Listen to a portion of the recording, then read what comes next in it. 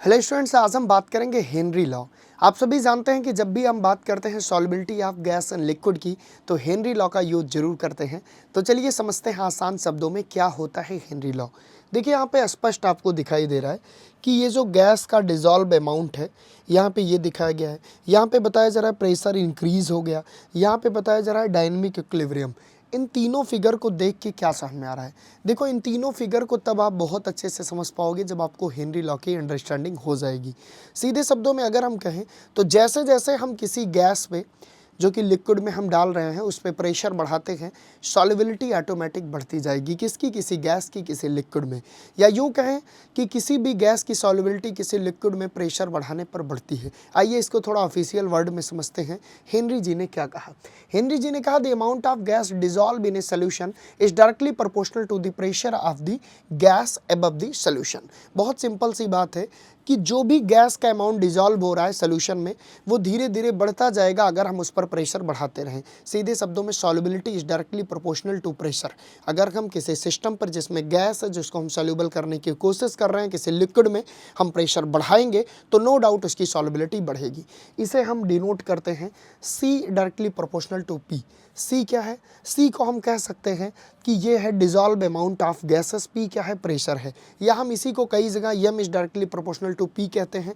यम क्या है? यम है mass of gases, amount of gases जो कि डिजॉल्व हो रहा है लिक्विड में, और पी क्या है? उस पर लगाया गया प्रेशर। यानी प्रेशर बढ़ाएंगे तो गैस की सॉल्युबिलिटी किसी लिक्विड में बढ़ेगी। यही वजह है कि इसके बहुत सारे एग्जाम्पल दैनिक जीवन में हम यूज करते हैं। जैसे सी ड्राइविंग में इसका यूज होता है, कार्बोनेटेड वाटर बनाने में, कोल्ड ड्रिंक में भी इसका यूज होता है। यही वजह है कि जब हम कोल्ड ड्रिंक के ढक्कन को खोलते हैं तो बहुत सारे लिक्विड बाहर आती है, क्योंकि गैस की आदत है हाई प्रेशर में वो भरी है, क्योंकि इजीली लिक्विफाइड हो पाती है CO2, और हाई प्रेशर के कारण ही चिल्डनेस मिलती है हमको। जैसे उसकी सॉल्युबिलिटी घटेगी किसी भी कोल्ड ड्रिंक की चिल्डनेस घटने लगती है। चलिए देखते हैं, यहाँ पे फिर से वही बात है कि solubility of gas in liquid is directly proportional to pressure of the gas over the solution. बहुत सिंपल सी वही बात बार बार बता रहा हूँ कि भैया जैसे जैसे प्रेशर बढ़ाओगे किसी गैस की सॉल्युबिलिटी लिक्विड में बढ़ेगी, किसी गैस का डिजॉल्व अमाउंट लिक्विड में बढ़ेगा।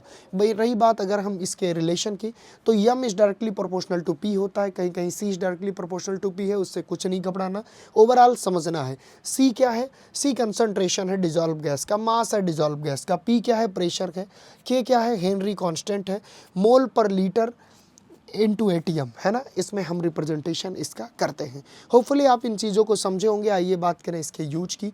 स्कूबा ड्राइवर आपको पता है डीप सी ब्रीदिंग करते हैं तो नाइट्रोजन गैस अपने साथ ले जाते हैं हीलियम के साथ सिलेंडर में, तो वो भी वहाँ पे हेनरी लॉ का यूज करते हैं। वहीं पर हम बात करें, आप देखते हो कि जब भी हम कोल्ड ड्रिंक की बोतल खोलते हैं बहुत सारा लिक्विड बाहर गिरता है, क्योंकि हेनरी लॉ लगा के बहुत टाइटली पैक्ड किया जाता है हाईली प्रेशर में कार्बन डाइऑक्साइड को, और ये कार्बन डाइऑक्साइड जितनी ज़्यादा घुलेगी उतनी ज़्यादा कोल्ड ड्रिंक चिल्ड होगी। वही रीज़न है कि जब हम ढक्कन खोलते हैं तो CO2 गैस तेज़ी से रिलीज होती है और अपने साथ बहुत सारे लिक्विड को गिरा देती है। होपफुली आप समझे होंगे हेनरी लॉ क्या था और इसका दैनिक जीवन में क्या यूज है। जब भी हम ऊपर जाते हैं हाई एल्टीट्यूड पे तो अक्सर हमको सांस लेने में प्रॉब्लम होती है, वहाँ पे भी हेनरी लॉ लगता है। This is all about today. नीचे कमेंट सेक्शन में कमेंट करके जरूर बताना नेक्स्ट टॉपिक किस वीडियो पे चाहिए। Thank you so much.